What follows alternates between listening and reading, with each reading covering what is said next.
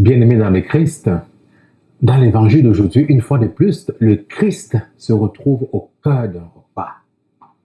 Le repas, dans la tradition biblique, a une très grande symbolique.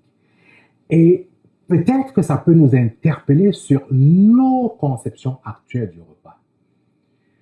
Vous savez, chez les Juifs, et encore aujourd'hui dans de nombreuses traditions locales, le repas symbolise l'accueil, l'hospitalité.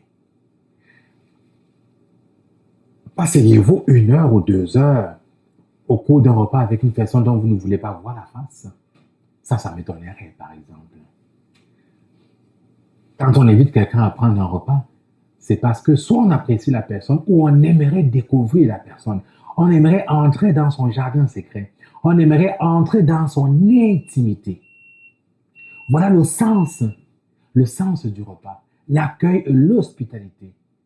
Et le Christ, justement, en allant prendre un repas, veut entrer dans l'intimité, veut entrer dans la vie du chef des pharisiens. Et on se rend compte ici que le Christ se rend chez un pharisien qui, une fois de plus, était globalement mal perçu par rapport à leur fonction, par rapport à leur dureté de cœur, par rapport à leur rapport à la loi. Et si je vous posais la question, quels sont les pharisiens d'aujourd'hui? Bien, c'est sûr que la liste serait énorme. Mais est-ce que moi, je m'inclurais parmi ces pharisiens? Lorsque nous entendons, par exemple, des scandales dans les médias, lorsque nous entendons dans les nouvelles des personnes, nous prenons connaissance des personnes qui ont fait des bêtises, des conneries, des erreurs, quelle est notre attitude? En général, nous sommes portés à condamner.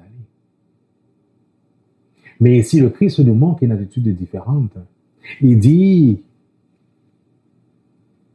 ou encore, à travers ses gestes, il montre que Dieu veut la conversion du pécheur. Il condamne le péché, mais il veut la conversion du pécheur. Il ne rejette pas le pécheur, parce qu'il est un Dieu plein d'amour. Mais c'est quoi le cœur justement de l'enseignement de cet évangile? Le Christ parle d'un repas où les convives ont refusé, n'ont pas répondu favorablement à l'invitation de la personne qui les invitait. Chacun a trouvé une excuse. Qu'est-ce que cela dit? Le premier, ou l'un des trois dit, oh, je viens de me marier, laisse-moi aller profiter de ma nuit de noces. Hein. Je viens de m'acheter un nouveau terrain, laisse-moi aller le travailler. Je viens d'avoir ma nouvelle vache, laisse-moi aller la traire. Et nous, aujourd'hui, lorsqu'on nous invite à vivre la rencontre personnelle et communautaire avec le Christ, que disons-nous? Quelle est notre réponse? Un jeune, la semaine dernière, me partageait sa prise de conscience, peut-être à cause de la COVID, mais sa prise de conscience était la suivante. Il m'arrive effectivement de trouver de fausses excuses pour justifier pourquoi je ne vais pas à la messe le dimanche. Le travail, les études, la famille, etc., etc., etc. Et moi, aujourd'hui, quelles sont mes excuses? Nous sommes des champions, nous excellons dans la recherche d'excuses. D'excuses pour refuser une vérité.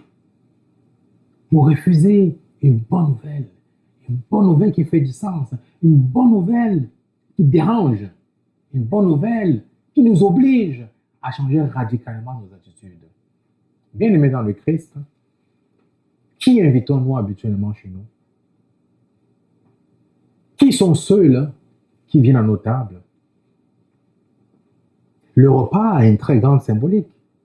La table ici, elle est mise. Cette mise en scène dit beaucoup sur le sens de l'accueil, sur le sens de l'hospitalité. Nous sommes invités à sortir du repas concret où, dans mon assiette, je mange à d'autres formes de repas, à d'autres formes de rencontres, à d'autres formes de célébration. Nous sommes invités à cela, bien-aimés dans le Christ, et nous sommes également invités à ne pas trouver,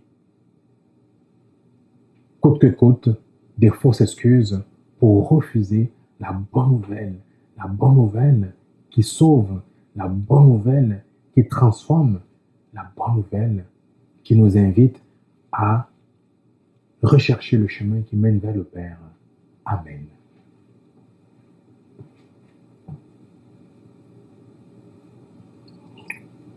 Vous n'arrêtez pas. Vous ne savez pas comment arrêter. Oui. Je t'appuie dessus.